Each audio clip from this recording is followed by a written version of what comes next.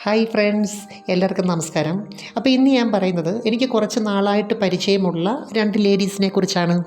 അപ്പോൾ ഇതിനകത്ത് ഒരാൾ ലെസ്ബിയനാണ്, ഒരാൾ ലെസ്ബിയനൊന്നുമല്ല, പക്ഷേ സെക്സിനോട് നല്ല താല്പര്യമുള്ള കക്ഷിയാണ് ഒരാൾ. പക്ഷേ ഒരാൾ ട്രൂ ലെസ്ബിയനാണ്. കുറേ നാളായിട്ട് അങ്ങനൊരു ഹാബിറ്റുണ്ട്. അതിനു മുമ്പ് ഈ ചാനൽ നിങ്ങൾ ആദ്യമായിട്ട് കാണുവാണെങ്കിൽ ഒന്ന് ലൈക്ക് ചെയ്യണം, സബ്സ്ക്രൈബ് ചെയ്യണം, കൂട്ടുകാർക്ക് ഷെയർ ചെയ്യണം കേട്ടോ. ഇപ്പോൾ സ്ത്രീകളെ സംബന്ധിച്ച് ലൈംഗികത എന്ന് പറയുന്നത് ഓരോരുത്തർക്കും ഓരോ രീതിയാണ്. ഇപ്പോൾ ചിലരെ സംബന്ധിച്ച് അത് ഒരു ഫാമിലിയുടെ ഒരു പാർട്ടാണ് ഈ ലൈംഗികത എന്ന് പറയുന്നത്. ചിലരെ സംബന്ധിച്ച് അങ്ങനല്ല, അവരുടെ ഒരു പാഷനാണ്. ചിലരെ സംബന്ധിച്ച് അവരുടെ ഒരു ഏറ്റവും കൂടുതൽ റിലാക്സേഷൻ കിട്ടുന്നൊരു കാര്യമാണ്. ചില ആൾക്കാരെ സംബന്ധിച്ച് അങ്ങനല്ല, അവരുടെ ഒരു ഹാബിറ്റ് എന്ന് വെച്ചാൽ അവരുടെ സൗന്ദര്യം, ആരോഗ്യം, ലൈംഗികത ഇതെല്ലാം ആയിട്ട് ബന്ധപ്പെട്ട് കിടക്കുന്നു ചിലരെ സംബന്ധിച്ച്. ഇനി മറ്റൊരു കൂട്ടരുണ്ട്, ലൈംഗികത എന്ന് പറയുന്നത് പ്രണയവുമായിട്ട് ബന്ധപ്പെടുത്തി അവർ ചെയ്യത്തുള്ളൂ. എന്ന് വെച്ചാൽ പ്രണയിക്കുന്നവരുമായിട്ട് എന്തും അവർ പങ്കുവെക്കും. എന്ന് വെച്ചാൽ ലൈൻ അടിച്ചെങ്കിൽ മാത്രമേ അവർക്ക് കളിക്കാൻ പറ്റത്തുള്ളൂ. അങ്ങനെ ലൈഫിൻ്റെ ഒരു പ്രത്യേക സമയത്ത് ഓരോരുത്തരും ഓരോ രീതിയിലാണ് ഇതിനെ കാണുന്നത്.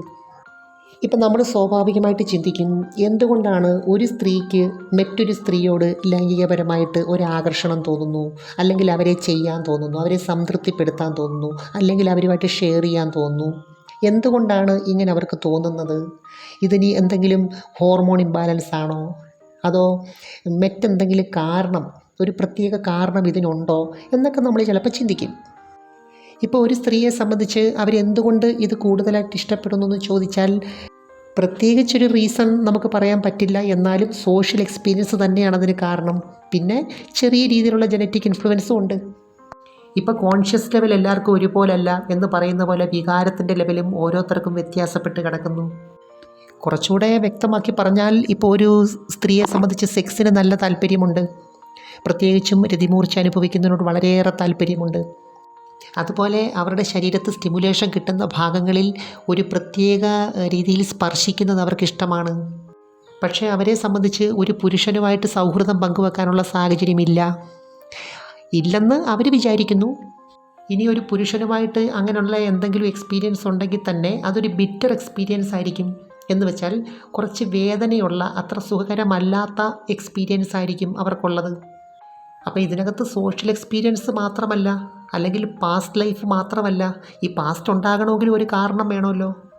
എന്ന് വെച്ചാൽ ഒരു പ്രത്യേക സാഹചര്യത്തിൽ നമുക്കൊരു കാര്യം ഹാബിറ്റായിട്ട് മാറുന്നു. അപ്പം ഞാൻ നേരത്തെ രണ്ട് ഫ്രണ്ട്സിൻ്റെ കാര്യം പറഞ്ഞില്ലേ, അവരെ സംബന്ധിച്ച് ഒരാൾ ലെസ്ബിയനാണ്. അവർക്കും ഒരു പുരുഷനുമായിട്ട് ബിറ്റർ എക്സ്പീരിയൻസ് ഉണ്ട്. പക്ഷേ അതുകൊണ്ട് മാത്രമാണെന്ന് പറയാൻ പറ്റില്ല. ആക്ച്വലി ഈ ഇമോഷണൽ ഫീലിങ്സ് എന്ന് പറയുന്നത് ഒരു ഊർജ്ജമാണ്. ഈ ഊർജ്ജം എവിടെയെങ്കിലും ഷെയർ ചെയ്യപ്പെടണം, എങ്കിലേ ഒരു സംതൃപ്തിയുള്ളൂ. അതുപോലെ ഓരോരുത്തരെ സംബന്ധിച്ച് ഇതിൻ്റെ അളവ് വ്യത്യാസമാണ്. അപ്പോൾ ഈ ലെസ്ബിയൻ ലേഡിക്ക് മറ്റേ ഫ്രണ്ടിനോടൊരു പ്രത്യേക സ്നേഹമാണ്.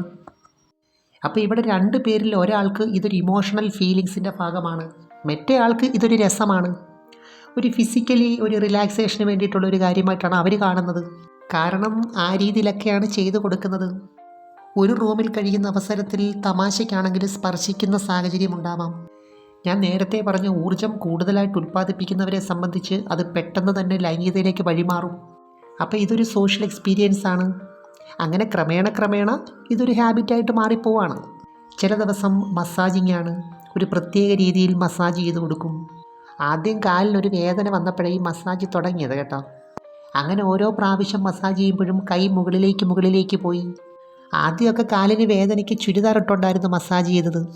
പിന്നെ അത് മിഡിയും ടോപ്പുമായി. ഇതിനകത്ത് ഒരാൾക്ക് ചെയ്ത് കൊടുക്കുന്നതിനോടാണ് ഇഷ്ടം, മറ്റേയാൾക്ക് ചെയ്യിപ്പിക്കുന്നതിനോട് ഇഷ്ടം. രണ്ടും രണ്ട് എനർജി ലെവലാണ്. ആക്ച്വലി രണ്ടുപേര് സുന്ദരികളായതുകൊണ്ട് അങ്ങോട്ടും ഇങ്ങോട്ടും ഇഷ്ടമാണ്. അതുപോലെ നമ്മുടെ ലെസ്ബിയൻ ക്യാരക്ടർ ഉണ്ടല്ലോ, പുള്ളിക്കാരിക്ക് തേൻകരിക്ക് കുടിക്കുന്ന കാര്യത്തിൽ ഭയങ്കര ഇഷ്ടമാണ് കേട്ടോ. ഇടയ്ക്കൊക്കെ സൗന്ദര്യപ്പിണക്കം ഉണ്ടാക്കും. അത് മാറ്റുന്നതും ഇത് കൊടുത്തിട്ടാണ്. കൂടുതലും ചെയ്യുന്നത് നാക്കും ചുണ്ടും കൊണ്ടാണ്.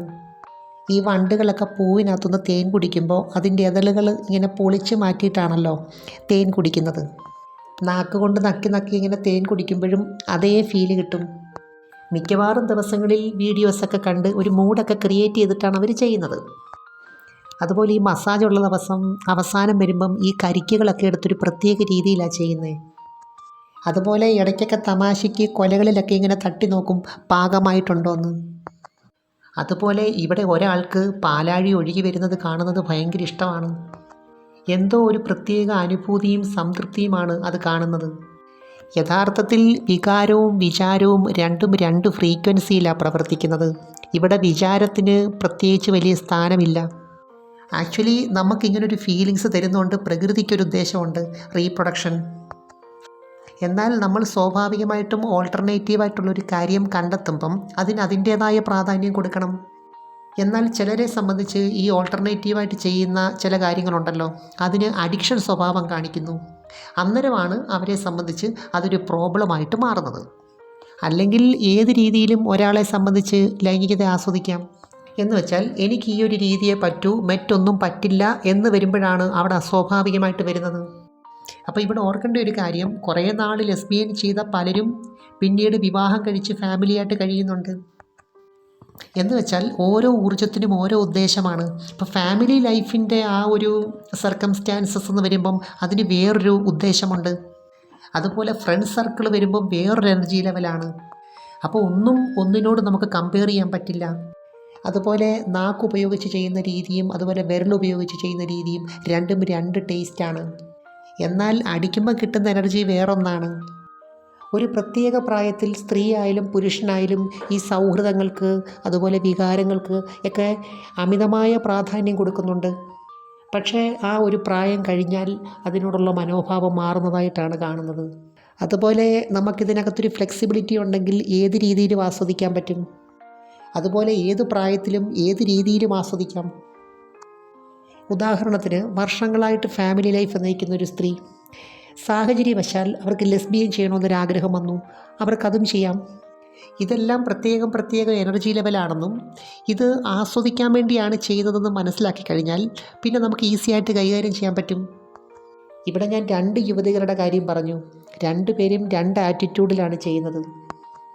ഒരാൾ ആസ്വദിക്കാൻ വേണ്ടി ചെയ്യുന്നു, മറ്റേ ആൾ സ്വഭാവത്തിൻ്റെ ഭാഗമാക്കി മാറ്റി. അതുപോലെ ഒരാളെ സംബന്ധിച്ച് വിവാഹത്തിനോട് ഒരു എതിർപ്പ് പ്രകടിപ്പിക്കുന്നു, മറ്റേ ആൾക്കതില്ല.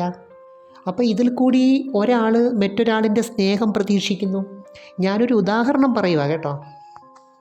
പലപ്പോഴും ലൈംഗികത ഒരു അഡിക്ഷൻ സ്വഭാവം ഉണ്ടാക്കുന്നതും അല്ലെങ്കിൽ ഒരു അസംതൃപ്തിയായിട്ട് മാറുന്നതും മറ്റെന്തോ കാര്യത്തിന് വേണ്ടി അത് ചെയ്യുമ്പോഴാണ്. എന്നാൽ നമുക്കതിൽ നിന്നും അതിൻ്റേതായ റിലാക്സേഷനാണ് പ്രതീക്ഷിക്കുന്നതെങ്കിൽ അത് സന്തോഷകരമായിരിക്കും.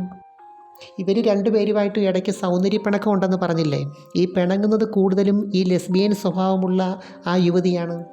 കാരണം മറ്റൊന്നുമല്ല, ഇവരുടെ സ്നേഹം നഷ്ടപ്പെടുമോ എന്നൊരു ഭയമുണ്ട്.